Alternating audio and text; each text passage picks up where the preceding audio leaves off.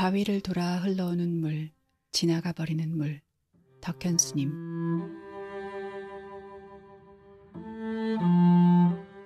누군가의 삶은 그 사람이다. 그의 사람됨이요, 그의 전 우주다. 다시 말해 그의 모든 것이다. 어떤 경위에서든 혹은 그가 어떤 사람이든 내가 누군가의 생애를 떠올려 생각하거나 누군가가 자신이 살아온 날들에 대해 아련한 눈빛이 되어 가슴의 이야기를 시작하면 나는 갑자기 그에게 녹아든다. 별 노력 없이도 마음을 다 기울여 그에게 몰두하고 물이나 바람 따라 흐르듯 그의 회상과 현존을 얼떨결에 따라간다. 그가 지나온 시간의 감회가 내 가슴 속에서도 하나의 강물로 흐르기 시작한다.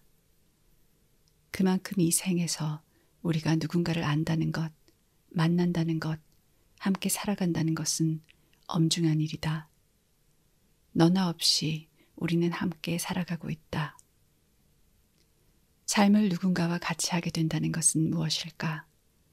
그것은 서로가 서로를 비추고 서로 서서히 동화되어 언젠가 온전히 하나가 되어가는 길일까? 어쩔 수 없이 우리가 언제까지나 자신만의 고독한 정체성을 분명히 견지해야 할지라도 서로 마음을 열어 닫고 겹치고 그림자를 드리워 더욱 선명하고 다채로운 서로의 색깔을 지니게 되는 일일까? 강원도 산골에도 온화한 봄바람이 돌배나무 가지마다 흰 꽃송이를 터뜨리던 날, 법정 스님께서 노년을 홀로 보내셨던 수류산방에 갔었다. 물가에 오래 앉아 있으니 바위를 돌아 흘러오는 물이 가신 분과 남아있는 자의 침묵을 적셔왔다. 그야말로 공산무인 수류화계의 정한이었다. 수류산방의 수류라는 두 글자는 중국 당나라 때 소동파의 제자 황산곡의 시 만리청천 운기우래 공산무인 수류화계에서 빌린 것이라고 한다. 만리 푸른 하늘에 구름 일고 비 내리네. 빈산에 사람 없는데 물 흐르고 꽃은 핀다. 법정 스님, 그분은 어떻게 살았고 한때 우리가 그분과 함께 같은 땅 위를 살았던 의미는 진정 무엇이었을까? 아니 그보다 나는 어떻게 그분을 생각하고 바라보고 대하고 함께하고 그리고 작별해야 했었을까? 내가 과연 그분을 모시고 살았다고 말이나 할 수 있는 것일까? 처음 스님 가까이서 지내던 해중 시절 산내에 어른 스님 한 분이 은사 스님을 뵈러 왔다 가면서 시봉이라고 하는 내가 어설퍼 보였던지 한마디 하셨다. 스님 잘 모셔라. 의례적인 당부 말씀 같아서 대수롭지 않게 네 했더니 그분은 가시다가 선승 특유의 날카로움으로 나를 돌아보면서 다그쳐 물으셨다. 그래, 어떻게 하는 게 스승을 잘 모시는 것이냐? 나는 갑자기 아무 대답도 할 수 없었다. 그런 질문도 화두처럼 말문을 막히게 한다는 것을 처음 알았다. 그 바람에 그 물음은 몇십 년 내내 빠지지 않는 화살처럼 나의 뇌리에 꽂혀 있었다. 아마 지금도. 세월 지나면서 터득한 사실 하나는 그런 질문은 당장 둘러대어 대답하는 게 중요한 게 아니라 자기 내면에서 놓치지 않고 묻고 묻는 것이 차라리 좋은 태도이며 답은 그 질문이 속에서 뚜렷할 때 순간순간 살아서 나오는 것이라는 점이다. 생각해보니 처음 나를 제자로 받아주시기를 청하던 자리에서 은사께서 던지신 질문도 비슷했었다. 왜 중대로 왔어?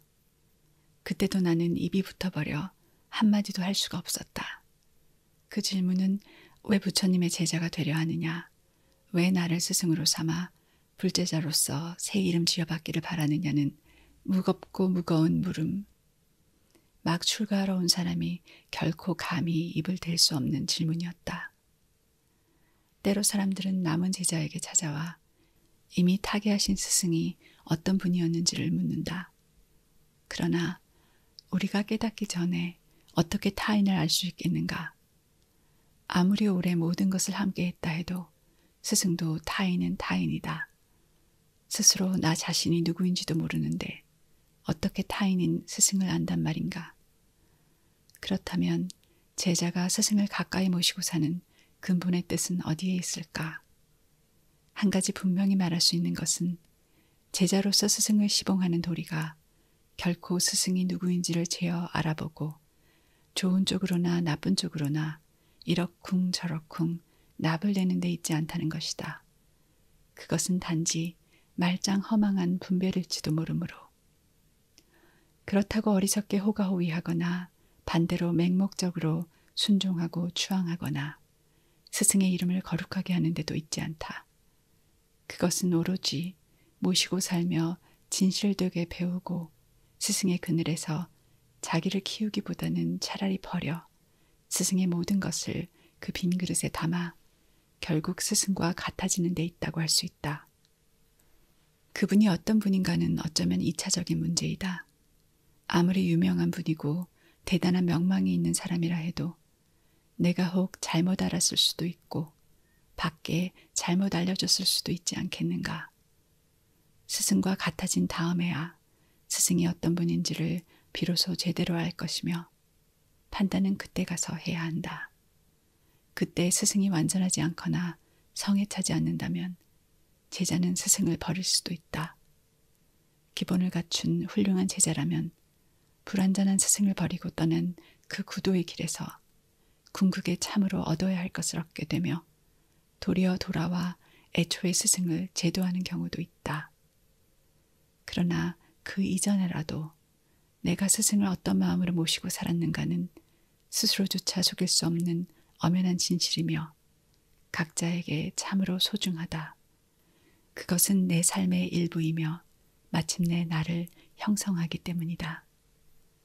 어떤 스승이든 바르게 잘 모시고 살다 보면 마침내는 구도의 길에서 완전한 스승을 만나게 되고 그 결과 이전에 어리석고 한심한 자기를 탈피하여 무아에 이르게 되며 끝내는 자타의 미망이 사라진 모두의 하나됨으로 진정한 나를 자각할 수 있게 된다.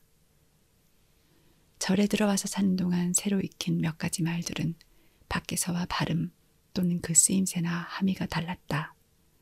그 중에 하나가 누구를 모시고 산다는 표현이다. 스님들은 스승이나 어른 스님만 모시고 산다고 말하는 게 아니라 도반이나 손아랫 사람도 모시고 살고 제가자도 같이 지내게 되면 모시고 살며 대중 전체를 모시고 산다고 말한다. 모시고 사는 게 시봉이다. 구도의 길에서 제자가 먼저일까 스승이 먼저일까? 이것은 닭이 먼저냐 알이 먼저냐의 문제처럼 알쏭달쏭 답이 없는 것이 아니다. 제자가 먼저다. 단언컨대 바른 제자의 마음이 먼저 일어나 스승을 찾고 그때 비로소 법계의 감흥으로 스승의 가르침이 나타나 제자를 교화하는 것이다. 어버이보다 자식이 먼저이고 형이나 누나보다는 동생이 먼저다. 자식을 낳아야 어버이가 되고 동생이 생겨야 비로소 형이나 누나가 되는 것 아닌가. 그러나 호적이 가족관계를 증명하듯이 승적이나 호칭이 사제관계를 뒷받침하지는 않는다. 도를 배우는 길에서만큼은 목숨을 걸 만큼 질직해야 한다. 제자가 먼저 배움이 담길 진실한 그릇이 되어야 한다. 먼저 자기를 그리고 끝내는 법계의 무생명을 무지의 목마른 고통으로부터 건지려 한다면 혼돈의 시대, 스승 없는 시대를 통탄하기에 앞서 우리 하나하나가 제발 바른 제자가 되어야 한다. 그리고 곁에 오신 스승을 정말 잘 모시고 실답게 배워야 한다. 이는 사람다운 사람의 일이다. 이상세계란 모두가 서로를 온전한 스승으로 잘 모시고 사는 세상일지 모른다. 대답해보라. 법정 스님이 정말 그대의 스승인가?